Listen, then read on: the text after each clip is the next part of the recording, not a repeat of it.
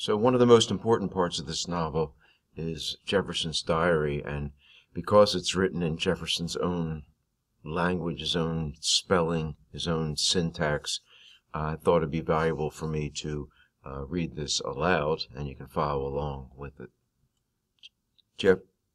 Jefferson's diary.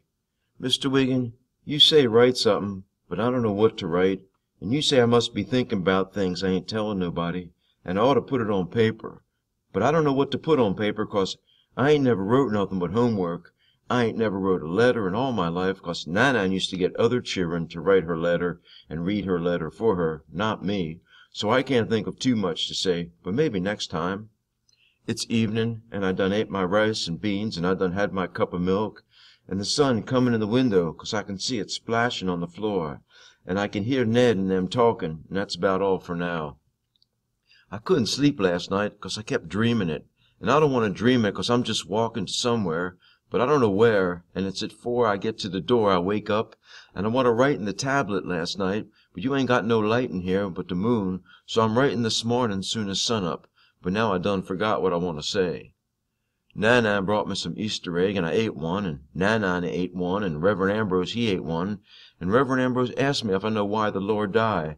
And he say he died for me so I can meet him in heaven, and all he want me to do is say I want to be up there with him and the angels, and say if I mean it with all my heart, and so I'll go to heaven. And Nanan start crying again, and Miss Lou got to hug her, and Nanan say all I need to do to make her life worth living is ask the Lord forgive me and to pardon my sin. And her and Reverend Ambrose was on their knee, and Miss Lou was still in the chair hugging her, and I was glad when Paul come and got me. I don't know what day it is, but last night I couldn't sleep, and I could hear Ned down the way snoring, and I laid there and thought about Samson saying if the Lord loved me, how come he let my wife die and leave me and them children? And how come he don't come here and take away people like them Matin brothers on the St. Charles River, instead of messing with poor old folks who ain't never done nothing but try and do all they know how to serve him? It looked like the Lord just worked for white folks, 'cause ever since I wasn't nothing but a little boy, I've been on my own hauling water to the field on that old water cart with all them dime buckets and that dipper, just hitting, and old Dorothy just trotting and trotting, and me up there hitting her with that rope, and all them dime buckets and that dipper just hitting and hitting against the bale of water, so I can get the people their food and their water on time, and the people see me and drop their hose and come and get their bucket, 'cause they know their string, or they mark on the top, and Boo's sitting under a bloodweed with his white beans and rice and going where he at this very minute.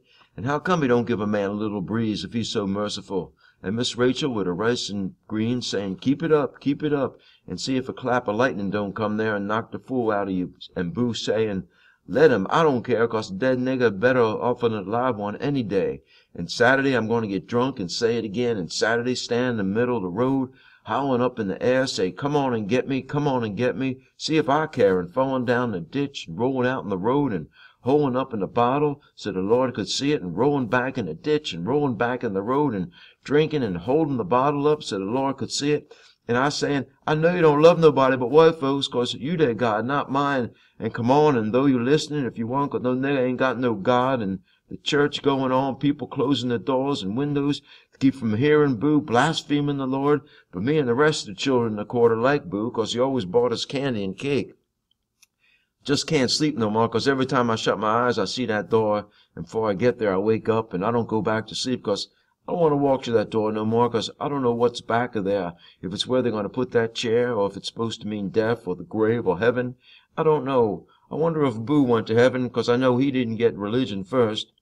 Mr. Wiggin, you say you like what I got here, but you say you still can't give me just a B, 'cause you say I ain't gone deep in me yet, and you know I can try if I try hard, and when I ask you what you mean deep in me, you say, just say what's on my mind, so one day you can be safe, and you can save the children. I say, I don't know what you mean, and you say, I do know what you mean, and you look so tired sometimes, Mr. Wiggin.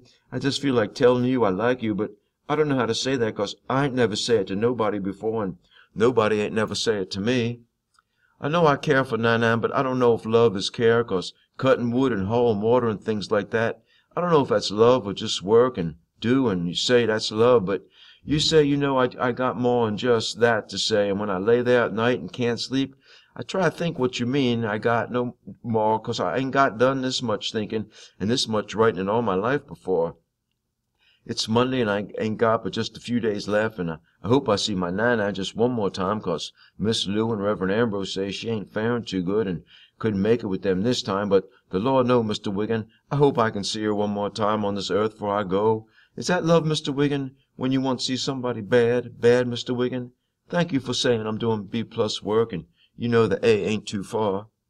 The sheriff and Mr. Pishot and Mr. Morgan come in the cell today, and Mr. Pishot asked me how I'm doing, and I tell him I'm doing all right, and he say yes, he can see I'm all right, and he asked me if he can do something for me, and I tell him, no, sir, I'm all right, and he asked if I want a brand new pencil with a penny erase on it, and I told him I would take the pencil, but I don't need the erase, 'cause you told me to just put down anything come in my head, and if it ain't right, just scratch over it and go on, and he say, yeah, he can see that, and he asked me if I want him to sharpen my pencil, and I say, yes, sir. And he sharpened the pencil on a teeny pearl handle knife, and I look at the knife, and I see Mr. Pishot look up at Sheriff Guidry, and Mr. Morgan, and the sheriff look back at him, but Mr. Morgan never stopped looking at me, like he was trying to forget me, and Mr. Pishot asked me if I want the little knife, and I tell him, yes, sir, I don't mind, and he unhooked the little gold chain from his belt loop, and hand me the knife and the chain, and he say it was all mine, and I say, just for a few days, and you can have it back, and I held the little knife in my hand and the chain in my other hand and just look at it, and I hear Mr. Pishot say, well, and I hear Mr. Morgan say, it ain't Friday yet, and Mr. Pishot say, you want double that bet, you want add that trotter, and Mr. Morgan say, it still ain't Friday yet. Old Clark been coming round too, trying to act like a human, but I can see in his face he ain't no good, and I don't even look at him when he asks me if I'm doing all right, and can he get me something. No, I just go on writing in my tablet, and I don't care if he do see it after I'm dead and gone. Paul trying to be hard when he ain't, like he don't want to get too close to me no more, and all the time he's the only one around here know how to talk like a human to people. I know you, Paul, and I know old Clark, and I know you too, Sheriff Guidry, and you, Mr. Pishot, Mr. Morgan, and all the rest of y'all. I just say none of this before, but I know y'all, every last one of y'all. Lord have mercy, sweet Jesus, Mr. Wiggin, where all them people come from when you asked me if some children could come up here and speak to me? I didn't know you was meeting all them children in your class and just sitting there on the floor all quiet in their clean clothes, looking at me, and I see some was scared of me, but most was brave and spoke. My little cousin Estelle even come up and kissed me on the jaw, and I couldn't hold her back no more. Then after the children, here come the old folks, and looked like everybody from the quarter was here. Miss Julia and Joe and Miss Harriet and Aunt Agnes and Mr. Norman and Miss Sarah and Miss Lilia and Miss Harry and Miss Lena and God know who all, and Miss Ophel and Miss Philia with her beads and just praying, and all the people saying how good I look, and Lord have mercy, sweet Jesus, Mr. Wiggin, how come you got Bach here in that suit?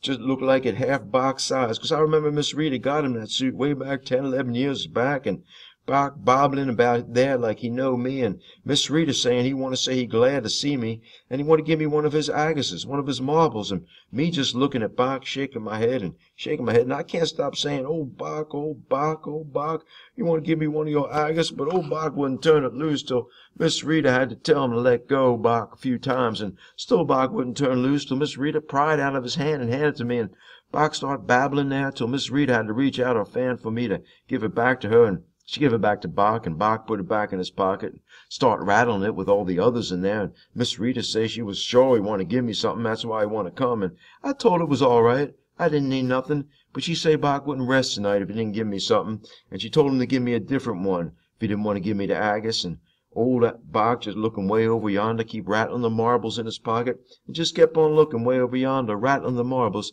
till he found the littlest one he had in his pocket and handed me that. This was the first time I cried when they locked that door behind me, the very first time, and I just sat on my bunk crying, but not let them see me or hear me, 'cause I didn't want them to think wrong, but I was crying 'cause of Bach and that marble he give me, and 'cause of the people come to see me, because they ain't never done nothing like that for me before. I don't want to sleep at night no more, just catnap in the day while they got light and they got noise, 'cause I don't want to dream about that door every time I shut my eyes. When they brought me in the room and I see Nan at the table, I seen how old she looked and how tired she looked, and I told her I love her, and I told her I was strong, and she just looked old and tired and pulled me to her and kissed me, and it was the first time she never done that, and it felt good, and I let her hold me long as she want, 'cause you say it was good for her, and I tell her I was strong, and she needed to come back no more, 'cause I was strong, and she just sat there with her eyes most shut like she wanted to go to sleep, looking at me all the time till Reverend and Miss Lou have to help her up and take her back home. Mr. Wiggin, When I see your girlfriend and y'all together, I see how pretty she is, and I'm sorry how I took that day when I was mad at you and say them nasty thing about her, 'cause she's so pretty and smile and so pretty. When she look at people, you can see she ain't putting on airs, and it's just quality in her, and she talks so nice to people, and all the time I want to look at her, but scared to, 'cause she's so pretty and I'm so ugly. And she got on a pretty dress with pretty flowers, and my clothes don't smell good, and I ain't took a bath since Saturday, but I still want to look at her, and she says she think I'm looking good and strong, and when she put her hand on my shoulder, I start trembling, and she leaned close and kissed me, and I feel hot, and I could smell her powder scent, and I feel good and scared, and how, 'cause that's the first lady that pretty ever touched me, and nobody that pretty never kissed me. And when y'all left, I come to the door, and I look at her long as I could, and could smell her powder scent, and still feel her mouth on my face. I'm sorry I cry, Mr. Wiggin. I'm sorry I cry when you say you ain't coming back tomorrow. I'm strong, and Reverend Ambrose gonna be here with me, and Mr. Harry coming too, and reason I cry, 'cause you've been so good to me, Mr. Wiggin. Ain't nobody never been that good to me, and make me think I'm somebody. Chef Gidmy asked me what I want for my supper, and I told him I want Nana to cook me some okra and rice and some pork chop and cornbread and some clabber, and he say he gonna see what he can do, and say what I want for dessert. And I tell him just a little ice cream in a cup and a moon pie. They took me and let me stand under the shower with a new bar of soap, and they give me a big white clean towel, and brother brought me back, and I put on some clean clothes and sat down 'cause my food was here, and I ate it every bit. It was the best meal I know my Nana ever cooked. Sun going down, and I know this is the last one I'm ever gonna see, but I'm gonna see one more sunrise, 'cause I ain't gonna sleep tonight. I'm gonna sleep a long time after tomorrow. Sheriff Gidry come by after I ate and asked me how I'm doing, and I say I'm doing all right. And he asked me, he say, I ain't never pick up your tablet and look in it. And he asked me what all I been writing, and I told him just things. And he say, ain't he done treat me right? And I told him, yes, sir. And he say, ain't his deputies done treat me fair? And I told him, yes, sir. And he say, ain't he done let people visit me any time? And I say, yes, sir. And he say, didn't he let the children and all the people from the quarter come and visit me just 2 days ago? And I say, yes, sir. And he says, you gonna put that in your tablet? And I say, yes, sir. And he say, good. Put that down in your tablet. I treat you good all the time you've been here. And he say he had to go home 'cause he hadn't had his supper yet, but for me to call a deputy if I need something. And he asked me if I want the light to stay on all night in case I want to write some more. And I told him, yes, sir. And he say, all right, I could have all the light I want. My light on, but there ain't no light on in this place, and the place is quite quiet, but nobody's sleeping. They got a moon out there, and I can see the leaves on the tree, but I ain't gonna see no more leaves after tomorrow. I don't know if they got a heaven, 'cause Samson say there can't be, and Boo say there ain't none for no nigger, but Reverend Ambrose say there's one for all men, and Bach don't know. I've been shaking and shaking, but I'm gonna stay strong. I ain't has no business going there with Brother and Bear, 'cause they ain't no good, and I'm gonna be meeting them soon. It's quite quiet, and I can hear my teeth hitting, and I can hear my heart. When I was a little boy, I was a water boy and rode the cart, but now I gotta be a man and sit in a chair. Don't know if you can read this, Mr. Wiggin. My hand's shaking, and I can hear my heart. I can hear Randy, but I ain't listening no more, 'cause he for the living and not for me. It's late, and I don't know what time it is, but I know it's late, and I just went to the toilet, and I just washed my face. Day breaking, sun coming up. The bird in the tree sound like a bluebird. Sky blue, blue, Mr. Wiggin. Goodbye, Mr. Wiggin. Tell them I'm strong. Tell them I'm a man. Goodbye, Mr. Wiggin. I'm going to ask Paul if he can bring you this. Sincerely, Jefferson.